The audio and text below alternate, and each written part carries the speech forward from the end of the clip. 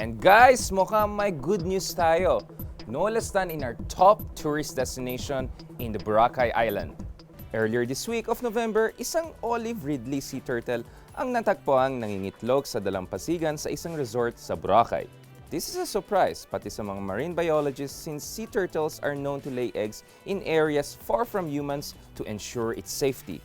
So does this mean that the Boracay rehabilitation project of the president has been successful? If you look back, it seems there have been 3 major environmental policies under President Duterte in the past year or so alone. Of course, yung unang-una, yung kanyang shutdown ng Boracay, which was criticized by a lot of people for being a little bit too random and perfunctory. Nonetheless, more than a year on, mukhang may signs of environmental recovery sa Boracay, which we should welcome. And number 2, yung Manila Bay Rehabilitation Project kung saan tinanggal ang tons and tons of toxic waste from the area.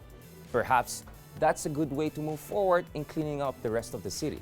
And number 3, yung desisyon ni Pangulong Duterte to threaten Canada with diplomatic sanctions if hindi nila tinanggal yung kanilang toxic waste na dinump dito.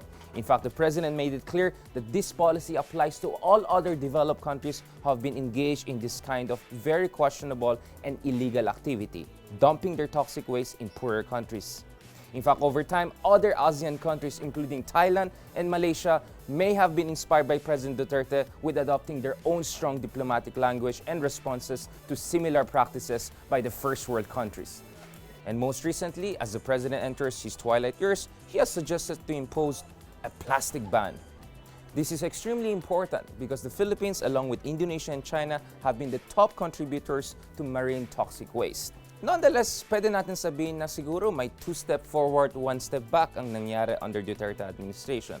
After all, walang comprehensive and coherent strategy in terms of renewable energy development, habang si Pangulong Duterte seems to be open to the return of coal power plants which are extremely polluting.